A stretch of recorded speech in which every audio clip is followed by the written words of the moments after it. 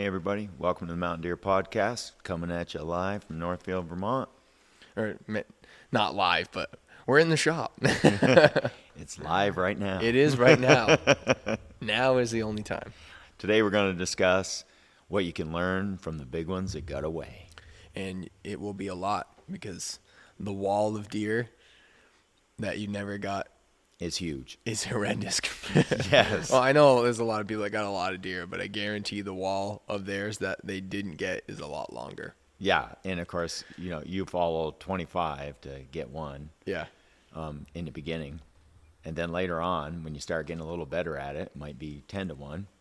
And you feel pretty confident, and you're like, man, this is really starting to work. Now you're talking, right? Right. Yeah. When you're getting 10% of the deer that you track down, now you're like, yeah, buddy. The other thing we want to discuss today too is the lessons we learned from a few of them that we did get. Yeah. And how the two of them lined up. Especially early on. Early on when you start tracking, I know so many deer are coming to mind right now.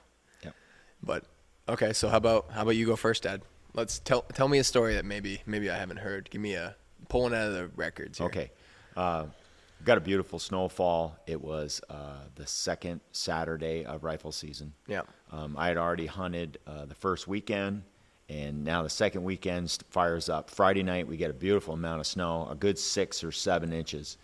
I head over to my grandparents, and I walk up the valley, and I'm headed into Groton State Forest. And as I'm walking up the valley, I come across a 2.5-year-old, probably buck track. So I hop on his track and I follow him, and he skirts out around the hill. He's cruising, looking for does. He's not feeding or anything, but he's just moving right along. He swings out around the hill to the west, and I follow him for about a half a mile at about 2,300 feet up in elevation. Yep. And he's just side hilling through these giant hardwoods. And as we're going along, there's a small bump coming up in front of me with some greenery on the edge of it and the top of it. And I said, well, boy, right in there looks pretty good. And I slide right in there. Sure enough, he slows down. He does a double. Then he takes a classic right-hand turn. Right, it does a 90-degree right. He pulls up and stops, then takes a 90-degree turn.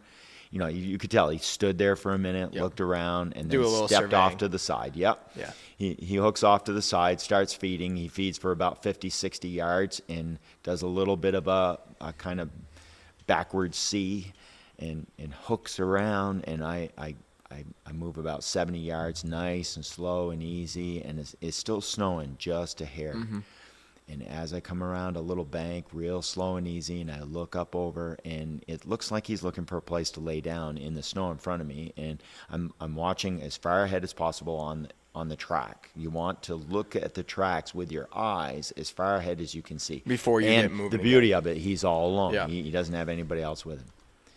So I ease around, and he's gone up this little bank, but he's going real slow. Now, the bank is about probably 40 feet high, and it has little hardwood bumps, in little round, like where root balls of a tree fell over, and it makes these like little tiny shelves on this bank.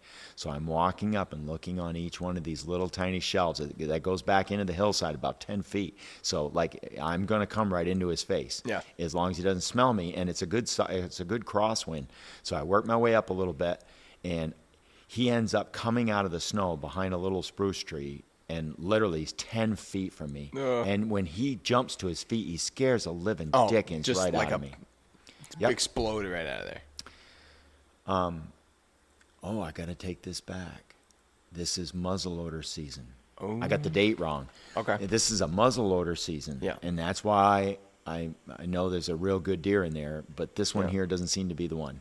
I've been tracking quite a bit. Like the snow is about the same. Okay. Yep. So he jumps up in the snow, and I have an old CVA Frontier kit gun that I put together, percussion cap, right?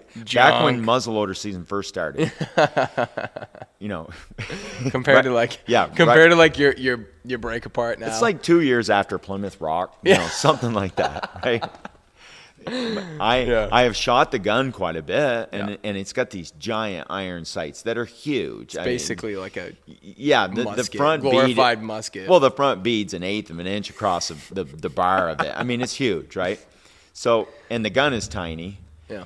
And and he jumps to his feet and hops up the bank in one jump, and I can't do anything about it, and it's still coming like a little bit of a squall, but you can see the sky is lightening, and it's going to stop. So he jumps up the bank in front of me, and I can't do anything about it. See? And I couldn't see horns for antlers. squat. Yeah.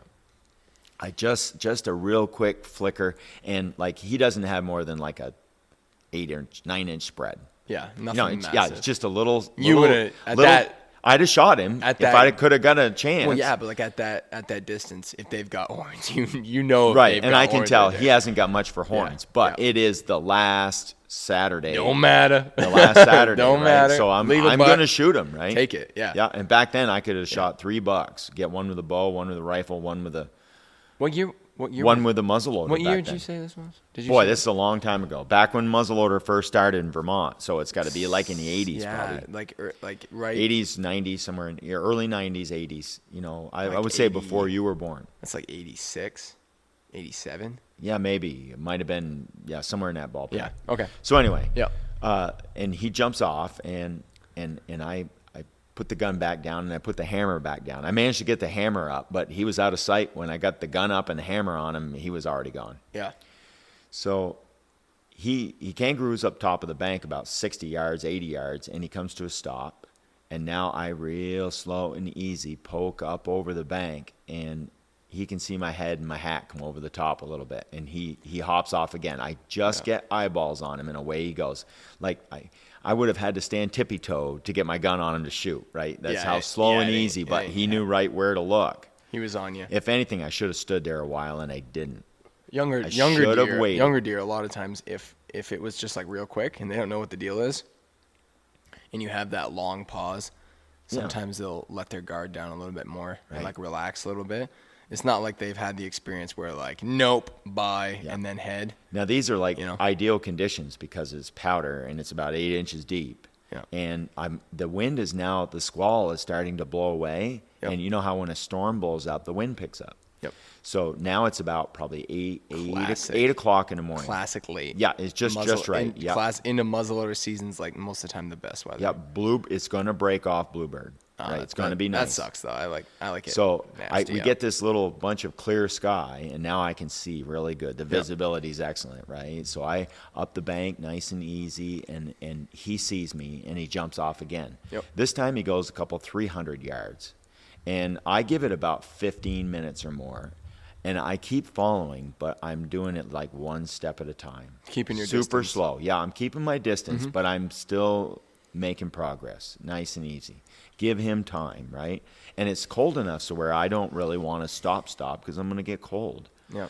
So I just continue following him, and he hops up over the little hill that we're on and goes across a little small dip in the hardwoods, another 300 yards or so, and goes up on one more little lift before swinging the mountain to the west some more. He's going west.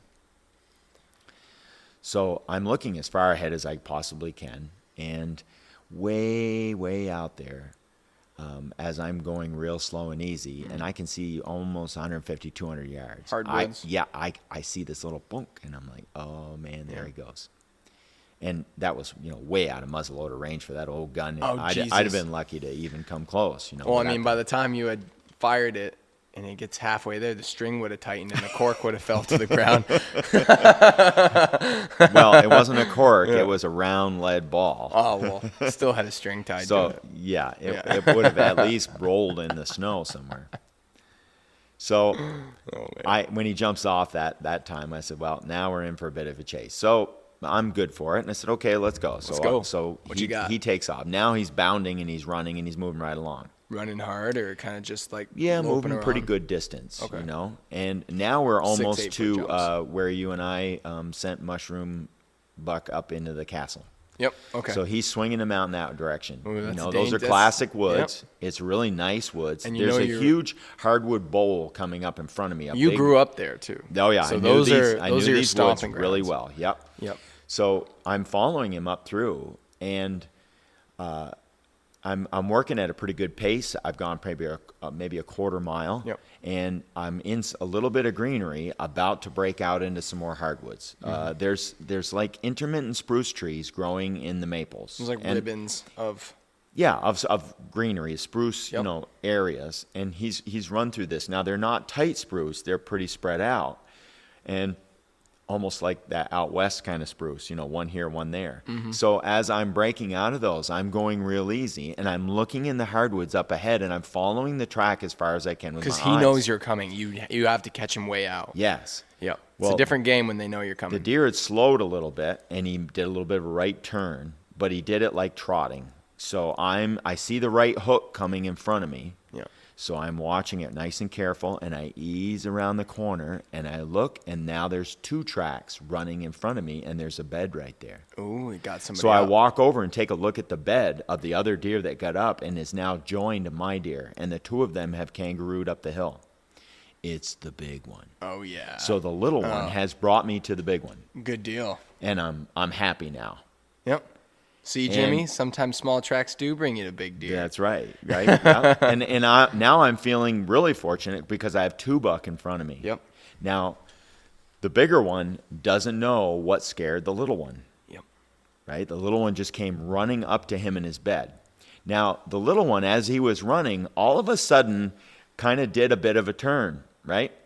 Well, the reason he turned is because he smelt that big buck, right? He's running away from me and just hopping along. He's I don't think he's really flipped out about me all that much. He just knows there's something back there. Just putting the distance between Yeah, you. he puts some distance. Trying He to get gets a comfortable. quarter, 3/8 of a mile from me. Yep. He goes up, and as he's slowed down to like a dog trot, the way the deer go. Yep. And the pace is always super important.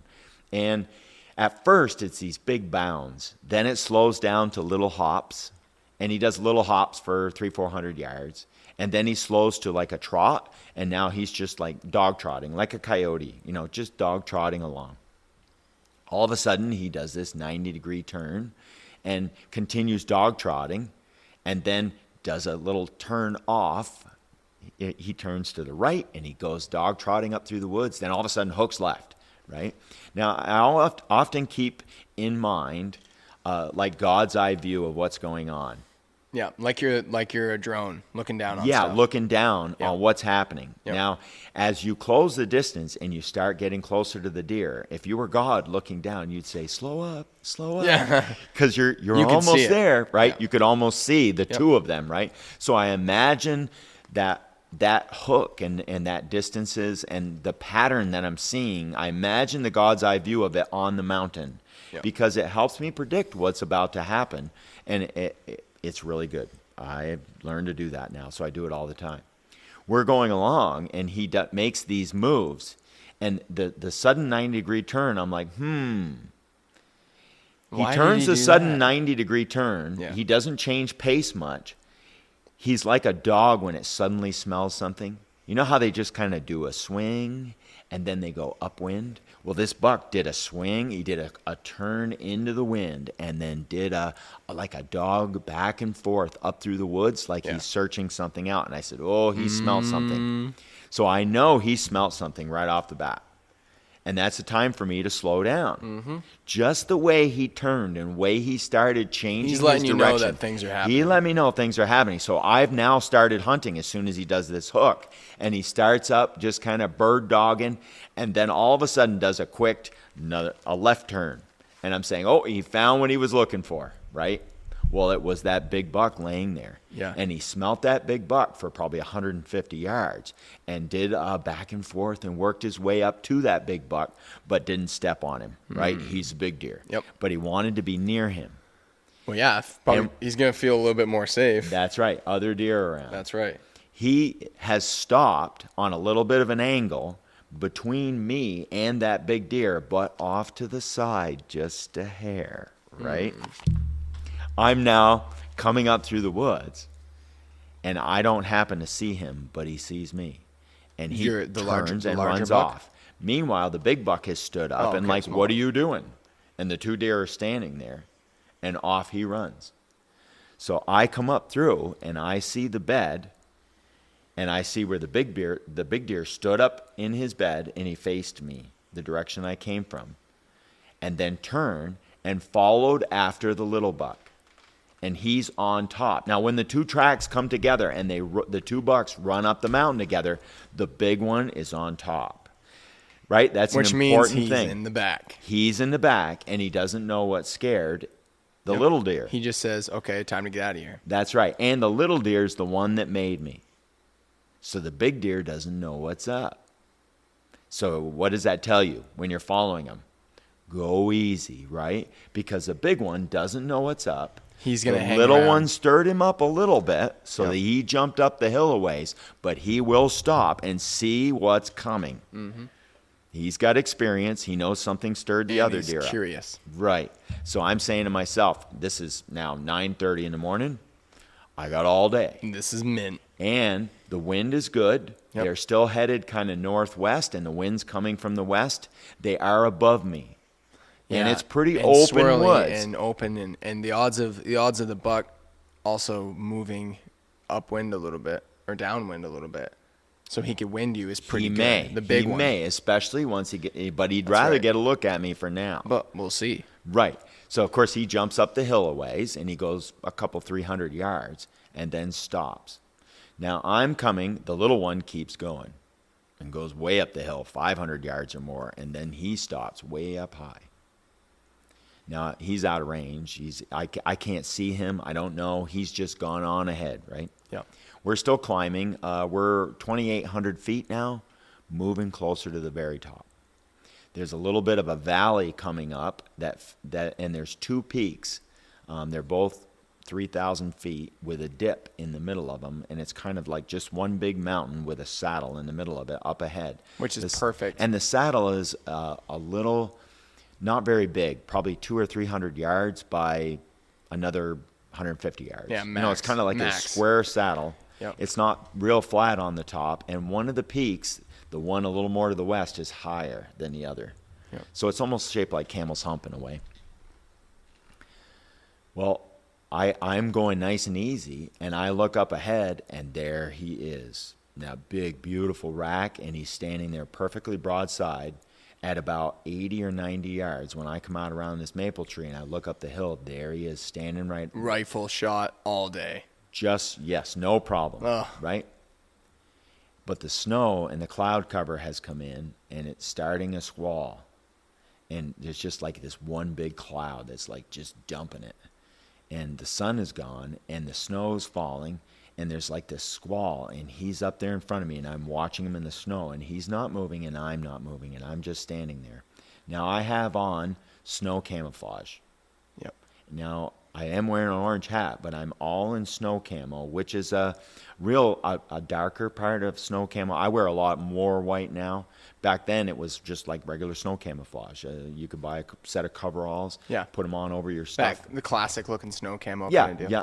Yeah. So I'm just like this blur down in the woods to him, but he can see some movement, and he's looking right at me, and I want to say he's probably 70 or 80 yards. He takes a couple of steps and moves behind a maple and comes out so I can just see his front shoulder and his neck and his head, but I can only see part of the front shoulder, but his neck and head are sticking out beautiful.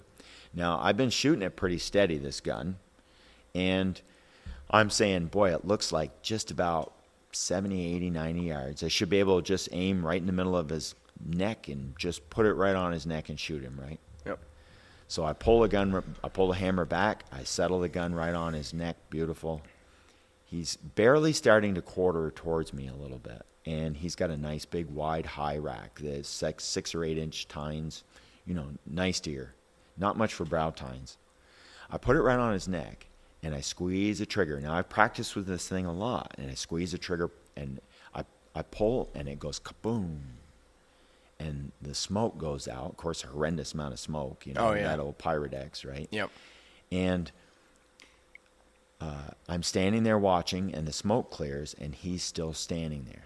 Oh, crap. And I said, oh, I must have missed. Yep.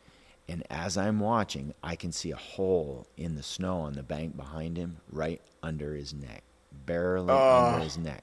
So it was low, and he was a little farther away than I thought. He was Yep. probably 120 yards. Yeah. You know, and I shot it for about 70, 80 yards.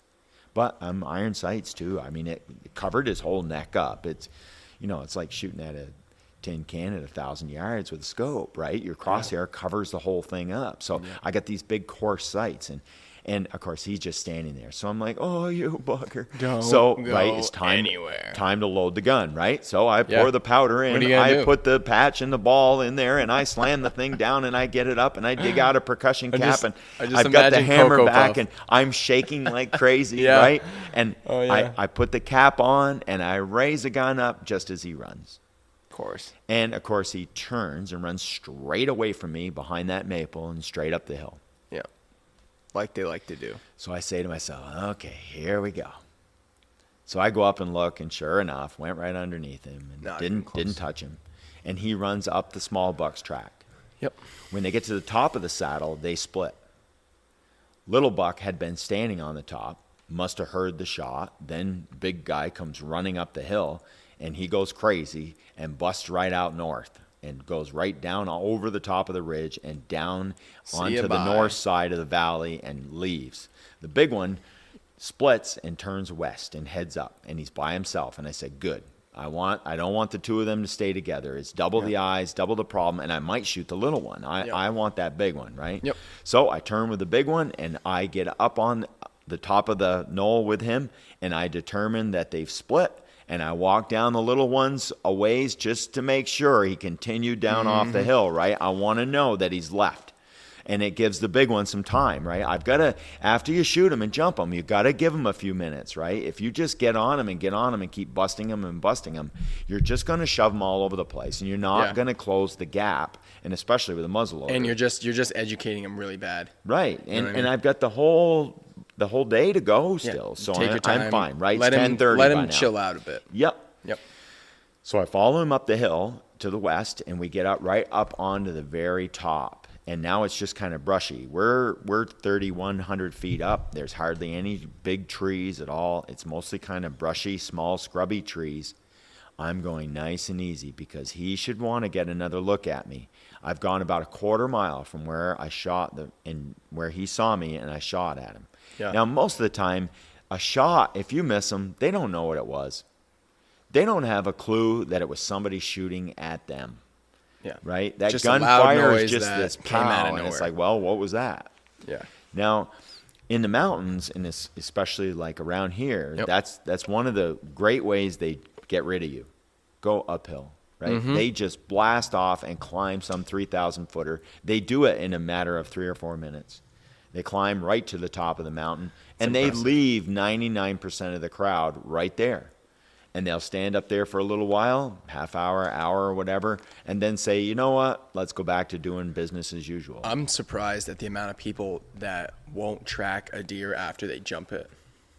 That, once they kick it up. They'll bust it or whatever and didn't get a chance to, get a shot or for whatever reason. They'll The quit right there. deer runs off and they're like, well, it's over. It's not. Not even close. If dude. it were the end of the day, maybe. But even then, I'd still want to go a couple 300 yards and make sure he didn't just go 100 yards and stand there. They do that a lot. They do that a lot. Especially that's inexperienced deer will run a little ways. If they're feeling kind of comfortable where they are, they'll run, go a little ways, and stop. And then watch. And then wait. And be like, all right, what was the deal? Yep. It also depends on like how hard you hit them and like what they used. Scent sometimes. Well, when you say hit him, like how hard you scare when them. you bumped into them, right? Right, If when you you bumped bump into into them and scare them, right? Yep. You jump them. How they determine it, like whether it was sound or if they saw you or if they smell you. If they smell and see you, or or you like most of the time, if you just trigger one sense, Yep. you're good. They see tons of people But if you that start- don't come after them. Yeah, but so if they you just start run doing from like them. two, Right. and it's like now you're coming, and you bump them again and Oh, again yeah. and again. Now it's like they're like, bye. This is a whole different game Yeah. now. He is And chasing they're wired, me. and they're wired. Yes. Like two-step, Right. wired.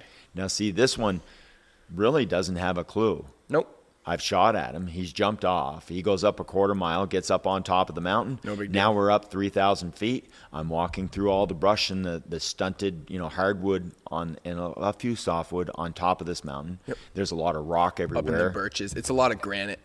Yeah, a lot of It's granite all tops on the granite mountain, so there's not boulderiness. much soil, and the big trees don't last long. There's so much wind. Yellow birches, and Yeah, there's rime frost on everything, which It's is beautiful. up Oh, there. I love it. I love that. The clouds have now solidified, and there's no more sunshine, but it's just overhead clouds, and the visibility is pretty good. You know, you Nice. can see a couple 100 yards or more. The snow is pretty much quit. I'm going real easy and just working my way through that brush. I can see everywhere. It's now, quiet. when you come into an area that's wide open-ish, you got to go slow. Yeah. Because they could be 200 yards watching Yep. you You don't work just bust through it. into openings ever. Right. Take your time and look it over real good. And the more you can see, the more territory you can see, the more you got to take your time to look it over, right? Yep. Because he could have gone I'm looking down the track and I can see it 50 yards in front of me. And I'm watching the track as far ahead as I can. I'm also looking way out for movement. And I'm scanning quickly once to make sure he's not just standing in a wide open. Then I look more thoroughly, trying to see a piece of him somewhere. Yeah, I do the same thing. Well, I've come up to a new little area there where I've got to look it over. I come out around a corner. I'm looking it over. I did it quick. I did my quick scan. Now I'm looking real slow and easy. And I pick out an ear and a horn, right? And I can see just part of his head. And he's out there in that brush. And he's probably a good solid 100 yards. And he's looking back at me. And this is where the scope would have been beautiful, because I could have seen the rack a little bit better. You know, it'd have been nice to see the deer. All I could see was those parts of him. And I couldn't see any more of him. There was so much like brush at his level. Yeah, nothing to shoot at. But I did pick it out, and I'm looking right at it. Good eyes. So now I'm just eyes. standing there, and I'm watching, and I'm trying not to move because he's looking. And I don't dare to move unless he moves, you know? And so I'm just watching and watching and watching. And now, man, it's been a minute and a half, working on 2 minutes. Yep. He finally turns his head, and he puts his head down. And then I see the head come back up, and he's still facing away to the west from me. He's not. His head isn't pointed towards me anymore, so I feel better about that. Yep. He puts his head down again, and now he's just gone. I just don't see him anymore. And I said, well, he must have moved. So I looked the brush over, and I picked the best path. Now I know the spot where I need to look for him, and I don't care about the track so much anymore. I want to keep my eyes on the deer. Yeah, don't when you're in a situation like that, don't look at the track, because the track's irrelevant. Right. There's no, like, it doesn't do you any That good. doesn't matter right You now. need a good walking path, and you need to look for deer. And I want to keep shooting lanes open. Yes. Always the shooting And a lanes. place to move and get an adjusted point of view if you need to. If you need to slide over whatever in order to see him running or something, or see him staying there and you want to get over, so get the stuff out in between you, you got to pick your lanes before you move. Well, I'm looking at his last known direction, you know, where he was going to walk to, which was kind of northwest. Yep. That means I want to go northwest-ish, and I want to find a lane in front of him where I can see. So if he steps out into if he it. steps out, Yep. or if I jump him, he'll come across it, and I'll get a chance to see him. Yep. You want to get eyes on him as much as possible. Even if it's a spot where I might not get a shot, I at least want to see him. Yep. Because it's confirmation. Right? That's right. I'm always trying to confirm, right? So I swing to my right a little bit, north, kind of, he's headed to my right, and I swing to my right just a whisker, trying to keep that shooting lane and keep that vision opening, looking for openings out in front of him. Yeah. So I find one, and I find a pretty decent open in front of him, and now I work my way up that opening in his direction, and I'm hunting. I'm going nice and easy. I'm trying to cover my movement. I move and stop, and I'm really just kind of sneaking along and getting right up through there. I get right up to there, and he's already crossed my shooting lane. Right? That's bound to happen. Yep. You know, he crossed it before I found it.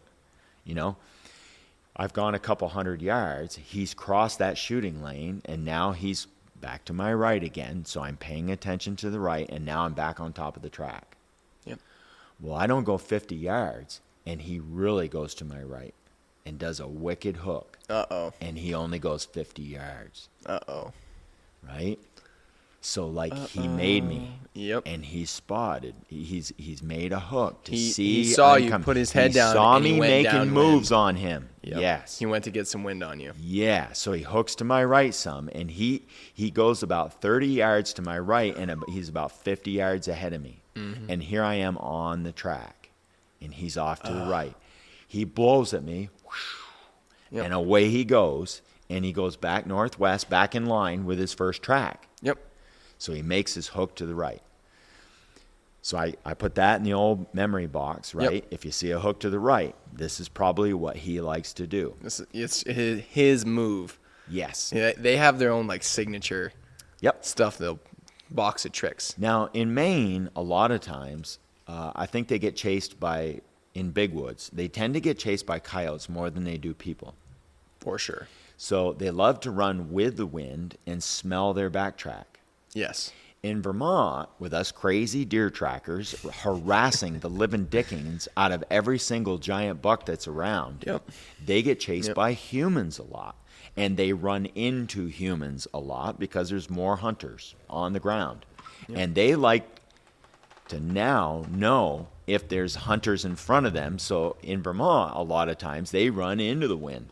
Yep, so they can see what they're coming So they up make sure they don't run into someone, right? That running into someone is an issue. So it's good for us, though, because we can predict which way he's going to run. He's going to run into the wind, right? Mm-hmm. So he can smell what's going in front of him. You know where he's going, That's basically. right. Well, sure enough, he runs into the wind, and he goes down off the mountain. We're up 3,100 feet. He runs downhill. He drops down to about 2,500 feet. He loses a good 500 feet, and he's got big bounds. He's really going. Hammering. He got to see me at about 35 or 40 yards, and he was off to my side, and he blew at me and ran. So I said, now we're in for a bit of a chase. Mm-hmm. This is when they got good confirmation, and the second time, now you're coming. Now they know. However, this is an older buck, and he has been chased quite a bit before. If this was a 2.5-year-old, and this was like the 5th or 6th time I'd have jumped him, he'd have showed me what deer running was all about. Yeah, he'd have taken you to New Hampshire. Young buck will often run like a doe, just straight out, just hammer. They'll just go. Terrified. But this is an old man, and he wants to see what's going on. Yep. He knows better than to leave that mountain, and he knows better than to burn all of his energy straight up. Right, and he wants to see if I'm going to keep coming. He knows you're not fast. That's right. So I'm just coming along. The snow's quite a bit deeper, and we're on the western side where the wind is blowing a lot, and it's almost up to my knees. Piled it up. Yes, but it's soft, fluffy stuff. Yep. I'm working my way through it. Has a little bit of wind-blown, swept stuff. Cold? Oh, it's pretty cold. Yep. Not enough for icicles on your mustache. Like but high 20s? Yeah. Teens maybe. Teens are a little higher, 20s, right? Chilly. The breeze is up a little bit, but not a lot. Not enough to be noisy. So he jumps down off the hill. Boom, boom, big 20-footers. And he goes about 20-footers. And then he slows down, and he makes little 10-foot, da-dum, da-dum, da-dum, da-dum, and down into the less snow, and he slows to a trot, and then come to some softwood. I can see the softwood coming in front of me, and I said, oh, right in there. So I'm already picking it over before I even get to it, right? That's like a bunch of lily pads if you're bass fishing, right? You see those lily pads, he's probably structure. Go easy, right? Yep. It's structure. He gets down in that stuff, and he feels better and more secure, and he slows down. Yep. So I'm looking for him to slow down. I'm watching my side of that greenery as I'm approaching it, and I'm coming down his track, and I'm going easy. I'm going nice and easy. Now, remember, I'm wearing snow camo, and he's never been chased by snow camo, and he doesn't know what that is. Maybe. So we've gone 400 or 500 yards. Yeah. And he gets to that greenery, and guess what he does? Puts the brakes on. Puts the brakes on, and then does a right-hand hook. Naturally. He wants to get you in now. The hook's a little bigger this time, about 100 yards. Ooh. I see it coming, and I leave the track, and I plow right. Risky. I'm learning, right? Risky. But we talked about this in one of our videos, was to swing it or not. Right, to leave the track. Yes. And leaving the track when The advantages and disadvantages. The pros and cons to swinging a track. And a lot of times when you have a buck that has like a pattern of behavior when he knows he's being followed, that's when you're better off to leave the track. Yep. Because staying on the track when you have bad wind and he's hooking you is not going to help you at all when he knows you're coming, right? The swinging it, right? The buck down is farther down the hill, hooks to the right, and he's going to wait for you to come along his backtrack and check you out again. Right. Now, if you leave to the right before you get there and you keep your eyes downhill, you may see him looking back at his track, and now you've got him. And this is what you're thinking in your head. Yes. Yeah. And he's off to my right. And you and I did this in New Hampshire. Yes. A few years ago on that nice one. Yep. Same thing. Now, to tell you how long ago this was, I didn't grunt back then. Ooh. That probably would have helped. That would have helped like crazy, right? It would have been almost the same exact scenario as a grunt buck. I could have got that bugger to come right back to me back originally. On top. And it might have worked on the small buck first thing. It might have worked on him too. He'd have got up out of his bed and come right to me. When you had come up over the hill, I was expecting him to be laying right there. You could have got him to hang out a little bit more. That's right. It probably wouldn't have stopped him from swinging you, though. Because most of the time, grunting before they've made you works better than trying to get them to chill out after you've already bumped them. Right. Because a lot of times, like, it doesn't work all that well. Like, that's why Casey's last year worked so well, was we were coming through making noise. Before he had any idea what we were grunting. So he's like, deer, and then piqued curiosity, and he walks in. Well, you have grunting noise. Yep. You know, that sounds like a buck coming through the woods. Yes. Now, of course, I see the hook, and I just get into the greenery with him. There's quite a few big, tall spruce that have blown over, and there's some big blowdowns in there. So he hooks a couple of them big blowdowns, and he's standing off to the side of me. Now, I see the turn going to the right again, and I'm watching like crazy, and I do a complete 90. I see the hook to the right out in front of me about 50, 60 yards. I see him turn to the right. This is the importance of looking down the track. And it's real thick to the right. Yep. You can hide a little bit. Yes. So I'm like, oh, he's right here. Now, him and I are just standing there together. Now, he's got all the patience in the world because he very well could have seen me up until then. And he lives there. Yes. And I'm saying, well, he's right here with me. So I'm just standing there. Now, after a while, I stood there like 6 minutes. And then I had a meltdown. I'm like, I got to move. Couldn't take it. I couldn't take it. So I said, I'll move a little bit. And I could see up a spot where I would see on the other side a little better. There's a shooting lane there. Yep. So I moved to the shooting lane, and just as I'm getting into it, he hasn't crossed it, but he's on the left of the shooting lane. And he blows at me and runs again.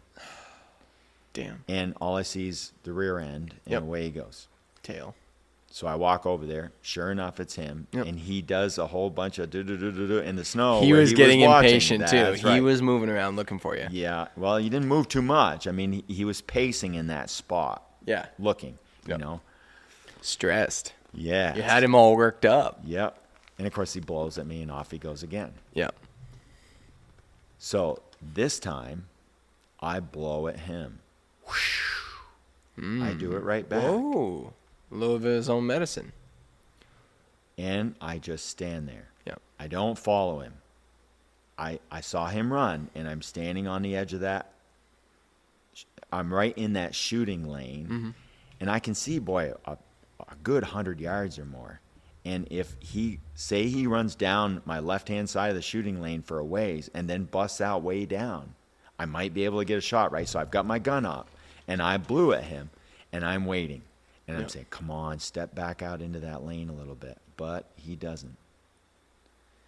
So another couple, 3 minutes go by, and I start getting impatient. So nice and slow and easy, I start walking with the gun. I've got my gun right there, fairly ready to go. It's up. It's not up, but I've got it right up against my chest. You got two-hand grip on it. Yep, and I'm walking ahead, and I'm watching, and I'm trying to pick the brush to the left, and I'm looking for him to maybe jump him and have him come across that hole so I can get a shot. Yep. So I'm working down through there, and I don't think he's gone very far. Well, he didn't go 40 yards. that blowing at him stopped him. Yep.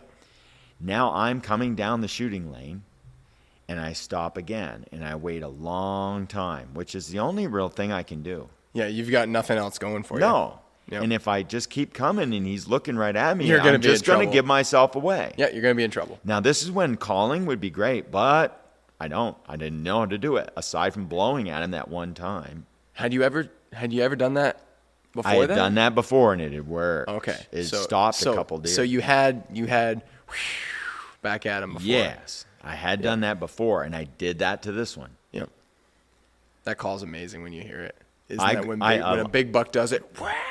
Yeah, it's like a scream. A neat it's sound, incredible. but it usually means you're screwed. Yeah. He's like, it's a great sound to hear, but it doesn't mean anything good. It's not good generally. Yeah. Yeah. Well, of course, it's like a railroad whistle, so he's a big deer, and I know he's a big deer. Awesome. And I get down my shooting lane. I go a little farther, a little farther, a little farther. And then, wow, and he does it again, and off he goes. Again, staying to the west. And he does these hooks, but continues in the same general direction every time. So he's made 4 hooks now. Ooh. He's made 4 hooks to the right. Yep. And he usually goes about 40 yards in his hook. So he's just trying to get eyeballs on me, and he's not interested in smelling me, which is pretty rare. Usually by then, they're starting to hook downwind. They're starting to run downwind so that they can smell you coming along. See what it is better, right, with the nose. Yep. He's not interested in the nose. Which is odd for a big buck. Yeah. It is. They normally want to smell. Right. He's not. He turns it on now. 20-footers. Jumpity, jump down through there. And he goes down, headed right for the valley below. There's a whole bunch of greenery in the valley. Is he headed down on still headed the western side and not the northern side where the small buck went? He's going right. Back? He's in a whole new section of woods. The little buck isn't anywhere near him. Yep. We're so you're half, still 3/4 of a mile away from that little buck. Yeah, now. you're still heading in the same direction that you were. Yes. Okay. I'm a solid 1.25 miles from where I first started hunting. Okay. The little buck. Way back there. Way back when. So we've skirted one 3,000-footer, gone into a notch, and up onto the next one. We're dropping into the next valley. It's now about 1:30, and downhill we go. It slows down to a trot, and then hops up onto this boulder. There's this big rock in front of me. It's about as big as like the rock in the table in the shop here. It's about this big, 3 feet high and about 6 or 7 feet in diameter. He jumps up on top of that rock to get a view. I'd never seen that before, ever in my whole life. He hops up on that to get a view. King of the rock. Yeah. And I'm like, he did that to get a look at me. Yeah. There's a beaver dam coming up. He hops off, so he must have seen me coming. He hops off. Instead of going to the beaver dam, before he gets to the water and stuff, he turns and swings back west again. Headed south a little ways. Now he's turned west. And there's a pretty thick green sprucey area right there. And generally, there's a bunch of does in there. Yep. Sure enough, he leads me right into a whole patch of deer tracks. I can see deer tracks coming up just as I start into these more green trees. That's out a of the hardwoods. Classic deer whitetail move. Yes, is bring running me to other deer. Running to other deer, to other things going on. He's figured out I'm trying to kill him. Yeah. And now he's like, I'm going to scrape him off on these other deer. Well, he slows to a walk, and he goes right in amongst those other deer and walks right through them. Now there's 6 of them. Does and fawns. Yep. He gets past them and takes off running again. Very smart. Rodney comes along and says, ooh, other deer, and there's tracks everywhere. Little bit of a barnyard. So I stop. You have to. I'm 15 minutes standing there. Even if you think he's gone through the other side, you have to hang out, because if all of a sudden one takes off and that was him and he was standing right in front of you, you got to pick them all over, and you can't disturb any of them, and you really got to. Or he'll just go past them a little ways and leave them as a lookout. That's right, and then hang out. And I'm out. expecting him to do that. Yep, and which watch he very well might have. Yeah, see if they run and get disturbed. Yeah, I'm thinking he'll use these deer as a lookout. He'll be on the far side of them. Which, Or maybe that big butt that I can see in the bushes over there is him, right? So I'm watching this deer, and all I can see is its butt, right? And then all of a sudden up comes a head, and it's a doe. And she's chewing away. Bald. Yeah, she puts her head back down and goes back to chewing.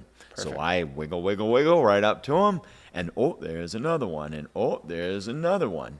And then out comes a third one over there. So I've got 3 on my right, 2 on my left, and I'm watching all of them, and they're all bald. I'm checking them over. I stand there for 15 minutes with them other deer. Mm-hmm. Now, this would have been another great time to call. Yep. He might have felt brave enough to come have a look with all of those other deer there. Yep. If he went past them and he's standing there using them as a lookout. However, I'm saying to myself, it does make you, though. And he has gone straight through this barnyard.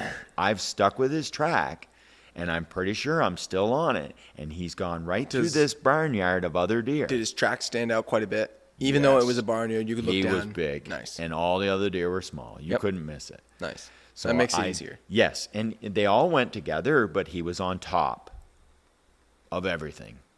And I said, yep, I'm still on it. This is him. Yep. I finally get about 35 yards from these other deer, and they're amazed at the snow camo. They saw me move, and then as soon as I stopped moving, it's like I disappeared. Where'd he go? They start looking around when I didn't move. They're like, where did he go? And then I would move, and they'd lock back on me again. And I was amazed at how good snow camo works. Oh, does that work good? Mm-hmm. You think regular camo's good? Put on some snow camo. Yep. That works really good. Especially when you have those, when it's mostly white. Yeah, the trees are covered. And like the trees are all completely covered, and you just like throw like a white T-shirt on over your coat. Amazing. Well, I mean, make sure that you're following the whatever regulation for orange. Yeah, wear your orange. There's a that's surface. What you gotta be doing. Yeah. Yes, 1, orange is the best safety-wise. 2, if you have like a regulation in your state as to the amount of inches or square inches you have to have of orange on your body, whatever. But you could still fill in the rest of the space with orange. You could throw a white shirt on or a white long sleeve over your coat and then put a vest over that, or have like layers and or whatever. It'll break you up and like crazy. It breaks your outline up. Yes. Because even if it's just this little patch of orange, right, it's gray to them, and it can blend in easier than an entire There's dark. no snow on the ground. Don't do it. Yeah. You will look like a deer then. You're white. Well, that's right. the same. White on bare ground is not good. That's the same as wearing in a completely snowed environment, wearing dark woods camo. You stand right out. It's the same thing as wearing white camo on dark background. Same thing. Exactly. That's right. So like, so the deer all just like are surprised by there's something over there, and then the wind does a do-si-do. And Swirly. the big one goes, wow, and she's like, there's somebody here. And she keys right up. Yep.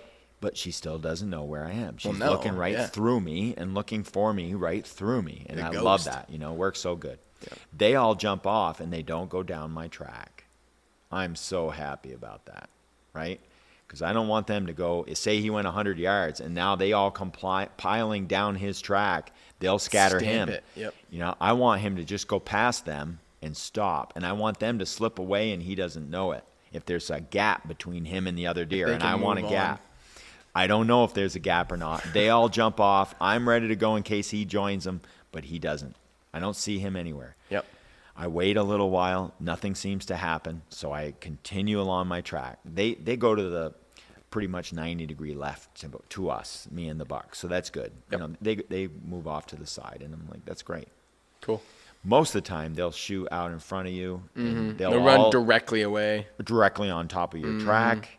They'll meet up with your track, and then all those deer will all smash and crash up the mountain. That's normally how it goes. Yep. This time, I was lucky. It didn't.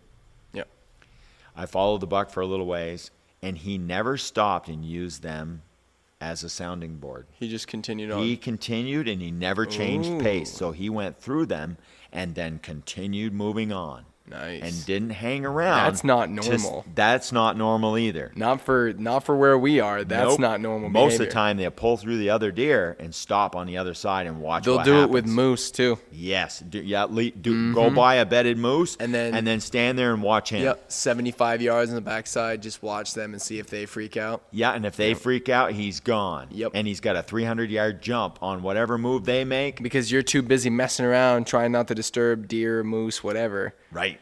It's a great move. Yes. It's a diversion. This is some really good stuff on It's this a buck. trap. I learned so much from this buck. Yep. He taught me a lot, and these are good lessons that you guys will be able to get too. So he was trotting, or he walked right through and just a kept good, walking? big, fast walk. Stepping like a zombie walk, stepping right along. Yeah, stepping right along, just Yep. like I'm leaving, dum-da-dum-da-dum-da-dum, on a walk.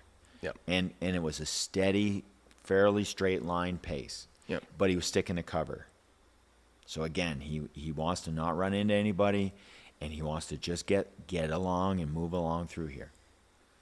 So we go across the valley and up the next big kind of hump, and there's a major road out in front of us. And he doesn't want to cross the major road. Blacktop? Yes. Yep. Why? It's a Vermont deer, right? He's been tracked. He knows roads are trouble. Yep. So he pulls up, and now he's looking down on the road. It's a fairly steep, good-sized bump right in front of us. Mm. There's rock on one side that's really like a cliff. And then the road, it's a big, soft, round knob, and the road is probably 350 yards from us down the hill. And he doesn't like that either. And he's kind of pinched between going over the hump Mistake. or going to the road Mistake for him. or going to the cliff. Yep. He's kind of pinched there a little bit. Now, I'm seeing that he's pinched what's coming up, and I said, oh, he ought to hit the brakes Looking right ahead here. It's at time the- for a hook and a time for a confirmation if Rodney's here or not. Yep. Right? Plus, if he does cross the blacktop, it's posted and I'm done. Yep. So I'm standing there. This is and I'm it. thinking, This is crunch This time. is a good time to shoot Yep. him after all of this. And he's had Yep. the other deer, and he's had a good long break Yep. because I was messing with the other deer, and it gave him a good Maybe break. he's chill. Maybe he's chill. Maybe. So I'm saying, this is going to be the time to leave the track. Now, the other thing is he's turned south some, and now he's even turned east a little bit, and the wind is blowing towards the east. Now, the cliff is on my left. The road is on my right. The buck and the hump are right in front of me, and he's kind of southeast, and I'm thinking, I want to hook towards the road. And pinch him between the cliff and I you. don't want him to go to the posters. I And- don't want him yeah. to go to the road and the Yep. posters and be gone. And it's better that he turn around and start And working head back into the and state forest, where you right? guys were coming from. That's right. Than it is for him to go down or mess with any of this other stuff. You don't want to Yes. go crawling over that cliff either. So I'm thinking, but if I do hook to the right and I do go to his west, he is going to smell me, Guaranteed. which means I can't do it slowly. If I'm going to hook towards the road and the wind's blowing that way, I got to do it pretty quick. I got to move right along. Quick and now, quiet. he's had a big break. The woods are fairly thick. And I'm thinking, What's your visibility? about 60 yards. Okay. Not too bad. It's a little tight. Yeah, a little tight, but not too That's- bad. that's working It's- tightness, It's though. yeah, a working what I mean? tight Like, that's compared to good. the huge 200 yards view that I had. Having in the open big forest where the kind of deer that we have and what we have going on most of the time screws you more. Yeah, than the it open works. woods will really because screw you know you. they can be just down over the knob and just have their nose peeking up that 200 yards and see you coming and you're screwed. The Tighter same woods with- work better here. But the really, really tight woods aren't any good because they hear you. Well, you're too You close. get close to them. You're too close. You're too close You and end up they hear jumping you. it like you did the small buck in the beginning. Right. And you And end he up was in stepping. real tight You end stuff. up stepping right on him. Yep. Or Yep. they hear you coming and So they're gone and you can't ever so see them. you almost have a beautiful situation going on here. And it's looking really good. Yeah. But I'm running out of time. It's 3:00 now. Yeah.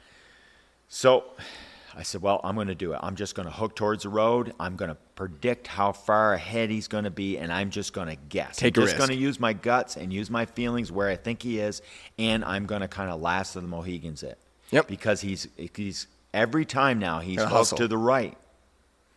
I can't take the chance of him crossing into the posters and not hooking to the right because that's where he always is. Yep. So I said, I got to take the chance. I got to do it quickly, and I'm going to like move right along like I'm a deer. Like I'm going to go fast and just see what happens. Maybe he'll stand there and go, what is going on? Yes, he'll let me run right up to him. I'm going to take that chance. Yep. So I take off. I said, that's it. And I keep a shooting lane in the direction I think he is. Yep. Stay ready. So I go right along, and I'm moving. I'm going pretty quick, and I'm hooking as fast as I can. I'm side-hilling some and climbing some, so I'm not real fast. And after about 150 yards, I start slowing up. But I go as quickly as I can. Stay steady. Yep, nice and steady. I come across a couple of blowdowns I can see coming at about 100 yards. And I said, boy, it's real thick, and that's where he ought to, if he's going to take a break and stop, it's going to be cover. right there. So I put that in between us, and I just hooked my way right up through there. And I haven't cut his track now. Yep. And it's feeling the hair on the back of my neck starting to stand up. I'm looking for the bugger, and I'm pretty sure now that I'm definitely between him and the road. I want to come at him from the road side so he runs back to land I can hunt him. Yep. And you know where he'll be tomorrow. That's right. So I'm hooking, and I'm coming, and I'm coming, and I'm coming, and I'm coming right up through there, and I'm looking at those blowdowns real hard, and I get right up to the first one, and I stop. Now, I'm moving fast, and then I just come to a dead stop. Boom. Now, that's when he would run, right? Yep. When you stop. When you and start and you stop. Right? Exactly. That's when you pay the most attention. Yep. I come to a stop, and I just freeze. Now, I'm keeping my gaze in the direction I'm pretty sure the deer should be. And when I move, I don't move my eyes or anything. I just keep big eyes, and I'm looking for movement. Try to keep your peripheral, see as much as you can at the same time. As keeping a big eyes as much as I can while I stop. Boom. And I'm looking. And I'm ready to go. Oh, yeah. I'm just wired. My heart's pounding because I've been running. And you're breathing excited. Pretty good. I'm excited, and I'm expecting to see him right And there. he's a I said, hog. that bugger's It's a right here, hog. right? And I want to get him. Yep. So I'm standing there, and now I start my sweep real quick. And as I start my sweep real quick, there he is right there about 60 yards on my left. Ugh. And all I can see is like the part of his hind quarter. That's it. Of course. And I'm like, right there. And I'm thinking, what do I do? And I should be grunting. But you don't know that. But I I know, don't that's know to killing me. grunt. I'm like, grunt, dude. And they didn't have tipper cans back then, right? Yeah. So I'm watching. So automatically I lean to see more deer. I lean backwards towards his rear to see more of them, and I can't see more. So now I lean frontwards, trying to get the Get your front gun part of the ready. deer. I want him in my sights, right? He's right there. My gun's right up, and I walk ahead a little bit, and I walk a little bit more, and there's a stick. God made sticks. Classic. Under the snow. And I step on that thing, and it goes poke, and he shifts. And, of course, which way does he go? Back into our good woods, right? Yep. He runs back the way in the direction we came from, away from the road. And I'm like, attaboy. And he doesn't run real hard, but he jumps off, and he goes straight away from me. And, of course, there's nothing I can do. All the trees in between us, and off he And by the time you step to the side, he's gone Yep. 35 yards. So I get down there, and I look, and he had bedded down and had jumped to his feet. When you had moved come- about when 10 you had yards come when up- I saw him stand there Okay. with his butt. So he had gotten up out of his bed and only gone about 10 feet and then stood there. Yep. When I saw him. Now, if he would have happened to stop in a spot I could see his chest, It had been over. it'd have been over right there. I'd have shot him right there and had him. And that breaking from the track and making that right-hand hook of about 300 yards would have done it. If you know the deer's pattern. If he has a Yep. pattern of behavior he sticks to, and you're going to get the wind, Yep. and you're going to get the uphill advantage most of the time, take For the some reason, the swing. and he didn't smell me. For some reason, I hooked him completely. What the hell? And ended up on his side wind and went completely upwind to him, and he never smelt me, which That's- is amazing. that Or is- he never reacted to it. Or he's just like, whatever, and doesn't care. Yeah, For some, I guess. for some strange reason.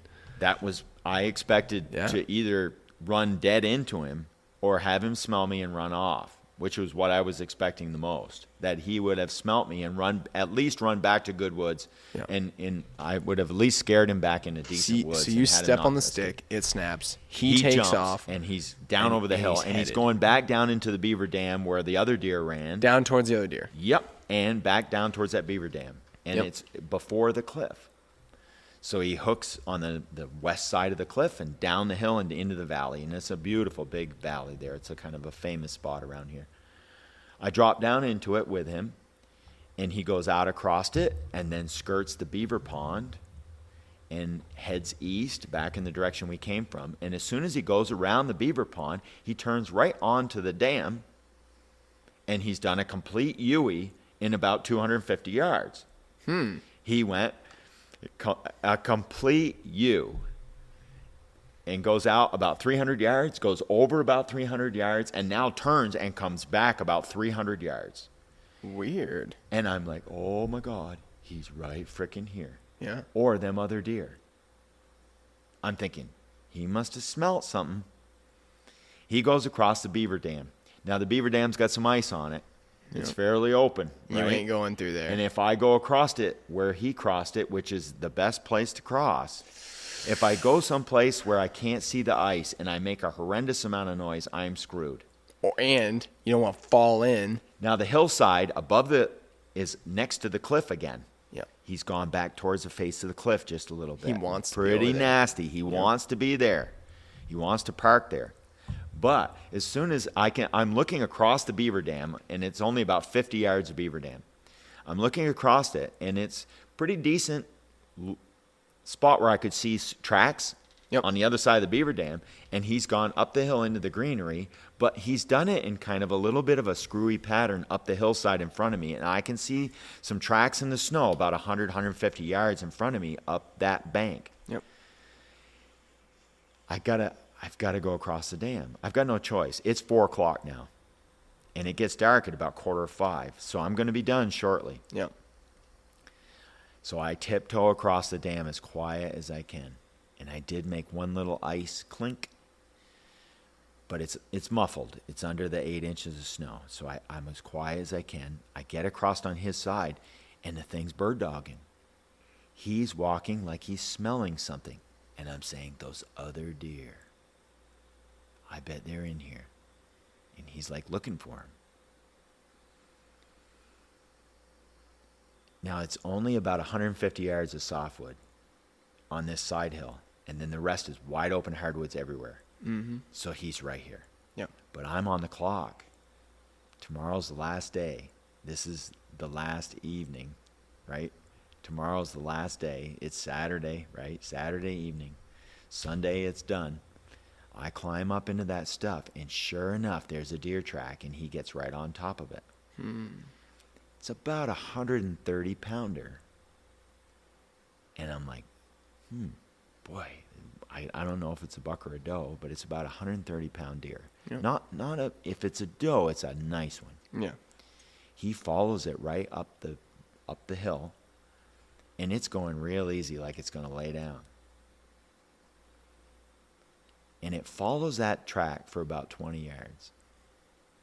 And I walk right up that 20 yards, and then both deer turn and abruptly go downhill, but they're walking.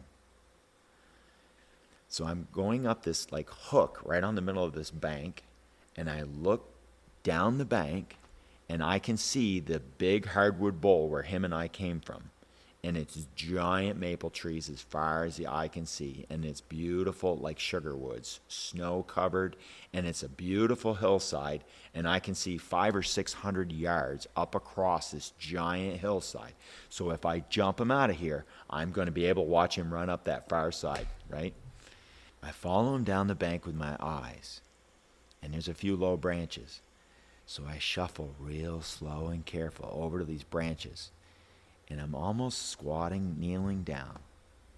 And I look, and the 2 deer tracks split right in front of me. I said, oh, they separated. So super quiet. I'm just crawling right now, super easy. I'm moving my foot. It takes me a minute to move my foot ahead a foot.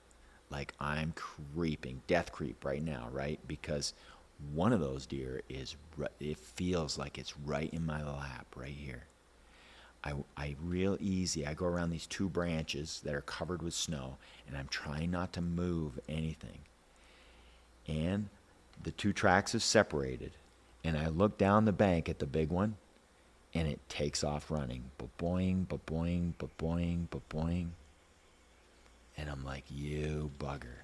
So I look to my left where the other track went, And as I look to my left, about 10 feet away, there's deer hair laying in the snow right there. Ugh.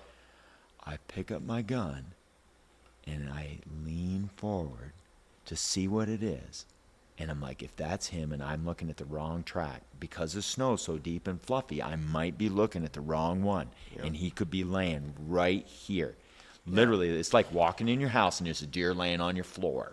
Like the butt is sticking out, right?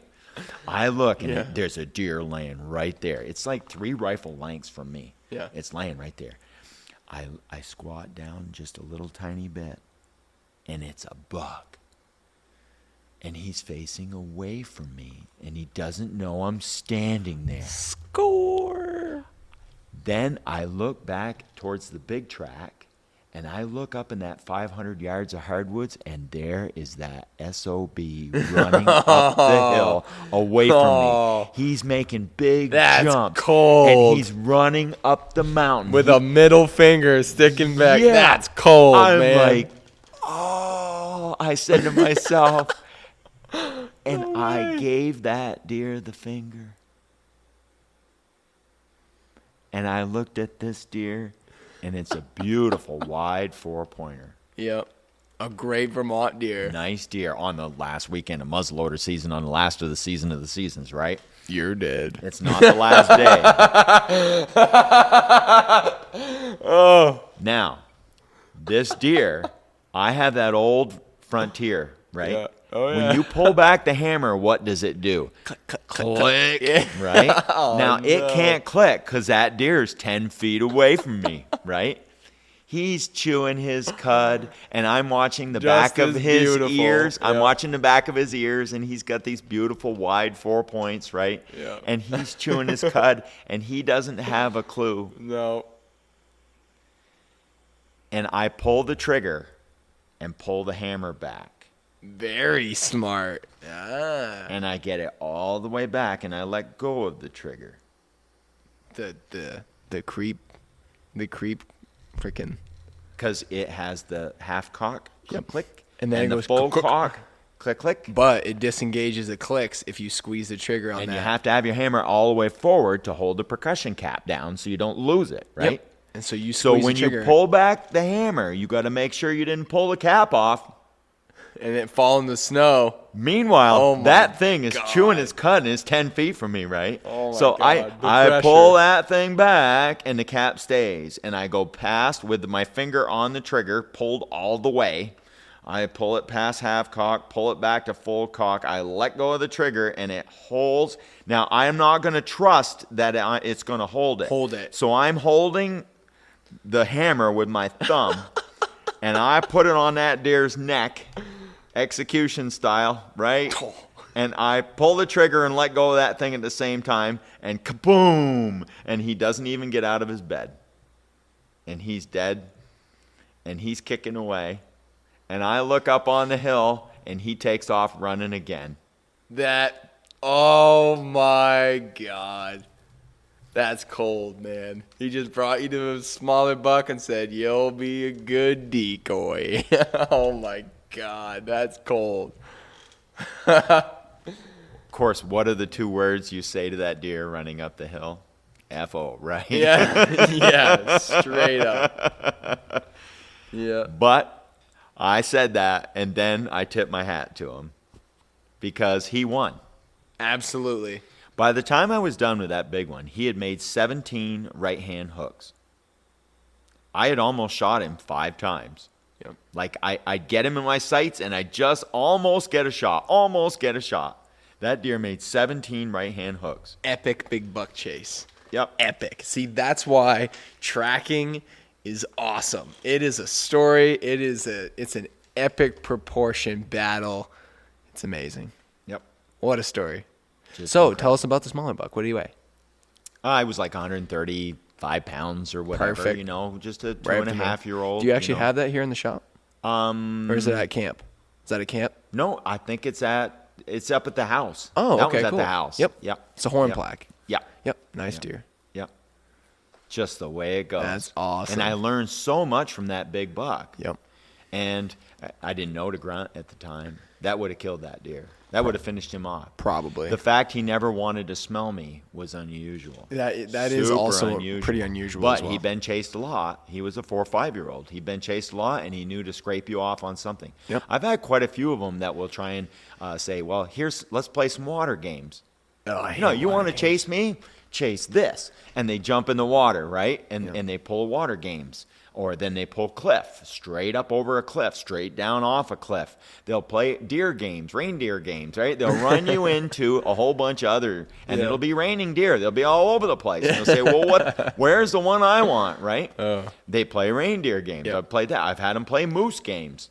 Get in with a whole bunch of moose. They run through the moose, stop on the other side. All the moose get up and then run on his track and cover it up. And they demolish a track they run on. Yes. And, of course, where do they run? Right up the deer's track. Yep. He takes off, and they continue running up his track.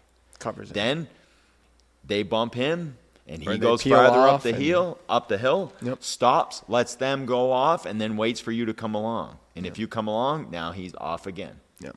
What do you think was a few of the biggest, like, either lessons or things that you took from that hunt and started applying them to future deer that got you big bucks?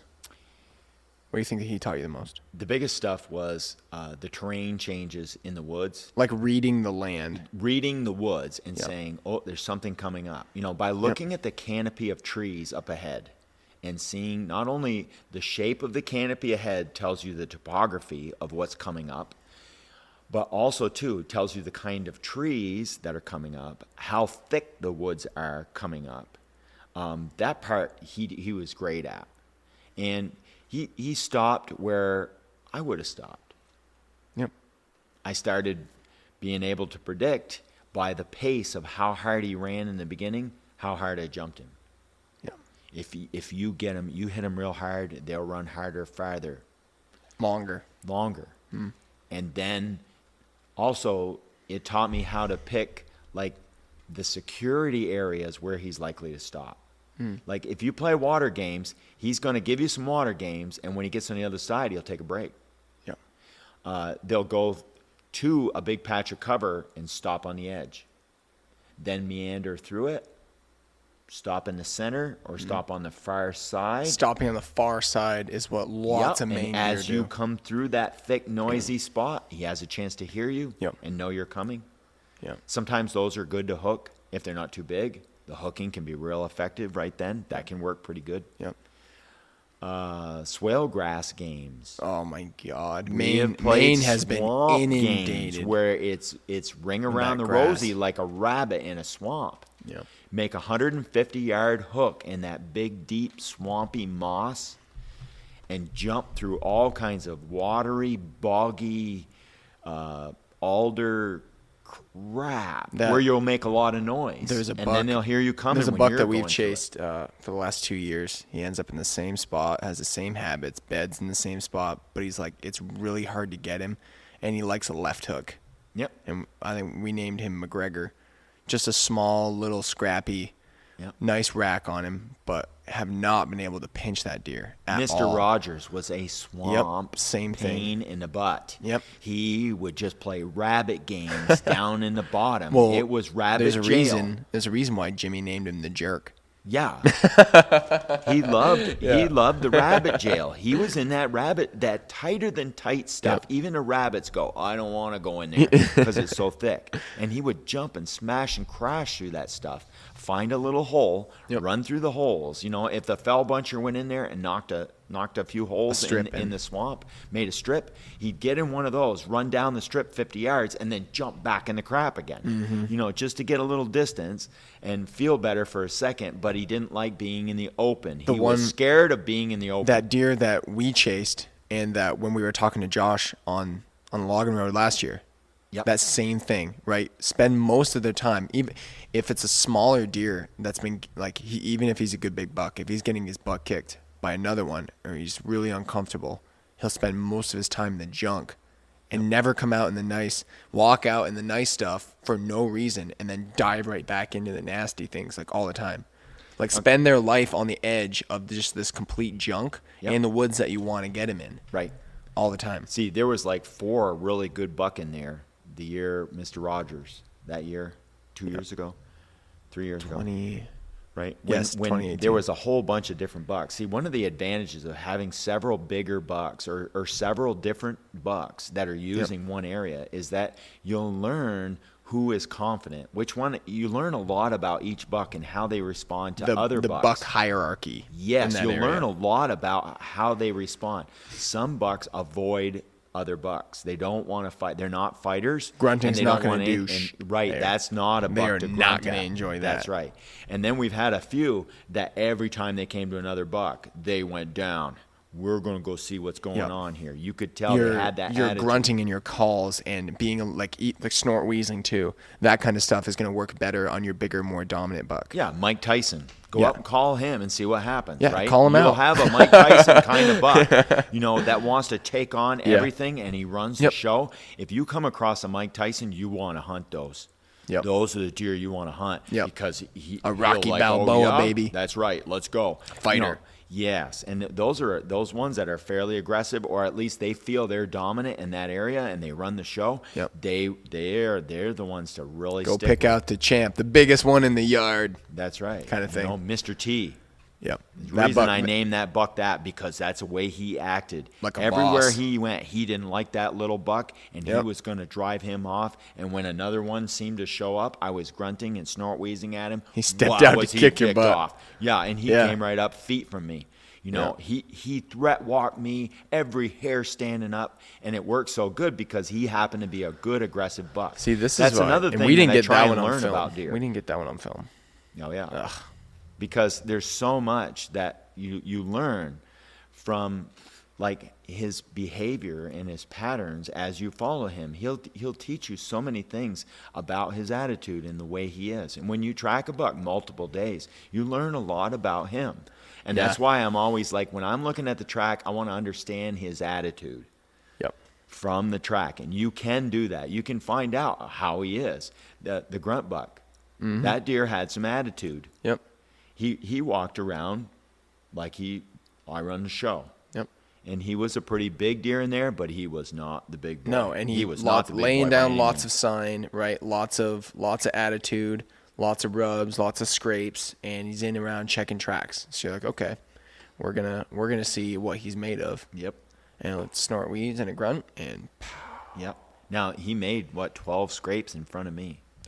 easily. And When it I was, was it was tracking him before you five. guys. It was 5 or 6 in front of Casey, and I don't remember. I'd have to go back and watch so the that's video. 17 scrapes in 3/4 of a mile, almost a mile. Yep. He laid down 17 That scrapes. area had lots of doe activity. Yeah, in it, right? he did And he lots of checked bucks a lot moving of in. does and fawns that were together, checked them, ran them around in circles and stuff, and then went right back to scraping again because they just weren't ready yet. Yep, attitude. And it's amazing, like that one. You guys were saying, he's knocking his horns, he's feeling aggressive, He's got done. problems, things aren't quite right, Yep. and this is going to be the perfect time to just like, hey, buddy, and he'll come right over to you.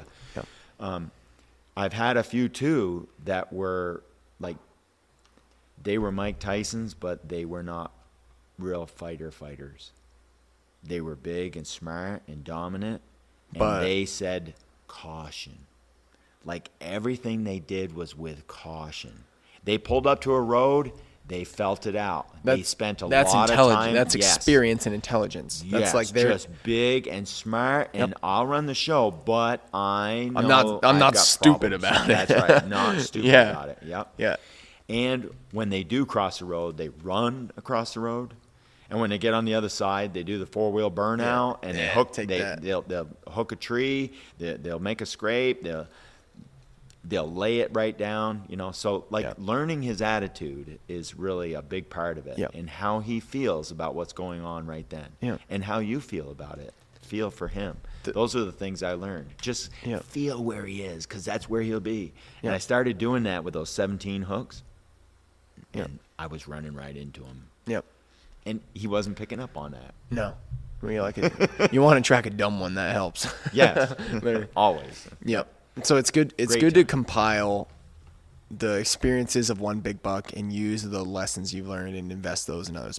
Pay attention to patterns, and just things of, kinds of patterns of behavior mostly, things that they're going to do, and being able to predict those. And reading the woods is probably one of the biggest things that matters the most, because you use it for when he's running from you, where he might end up when you're just following the track, and where to kind of pick up a track. Reading the woods gets you in the right place in order to get on a big buck track and to start going, right? Yeah, you turn into this detective. Yeah, knowing where to even start your hunt matters the most. Learning to read the woods has been valuable for sure. Yep, great. Yeah, hopefully you guys. I want to say that's one hopefully of you learned a little bit from that. I had. haven't heard that story. Really? Believe it or not. Wow. If I did, it was so long ago that I don't remember. Yep. What a story! What a hunt! That's awesome. I'd love that. That's the way it goes. Frustrating. Do what you can. But that's great though. I can't believe he peeled you off in that small buck. That's awesome. That's cold, man. He's like, oh, yeah. You're gonna have to take this one for me.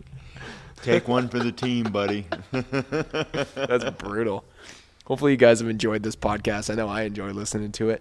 And you got to get out there. You got to give it a go. And paying attention, being on the track is the best way to learn how to get a big buck. Hands down. You have to go do it, and you have to go try. And they're going to teach you how to get them. Yes. Right? They're going to show you their weaknesses. They're going to show you what they like to do and their patterns. And if you stick with one long enough, a lot of times you can get him. But even if you don't get a big buck, he'll help you get another one. One of the beauties of tracking stories is that while someone's telling the story, you can start predicting what you think will happen. Yeah, I was trying to do that the whole time. Right. Now, see, trackers, that's what they do. Yep. They want to hear, when you did this, what did the deer do? When the deer did that, what did you do? What was right, what was not? What was both of your reactions to things happening? Yep. But thank you guys so much for listening. Hopefully you enjoyed this podcast. If you have any things you'd like us to cover, any kind of particular stories, people, and whatnot, you can send all your stuff over to askmtndeer@gmail.com. That's our special podcast email we've created for just you guys. Feel free to hit us up on all other social media platforms, and we'll talk to you later. Until next time, this is Taylor and my man, the host, Rodney Elmer. Take care. at Mountain Deer. Happy hunting, guys.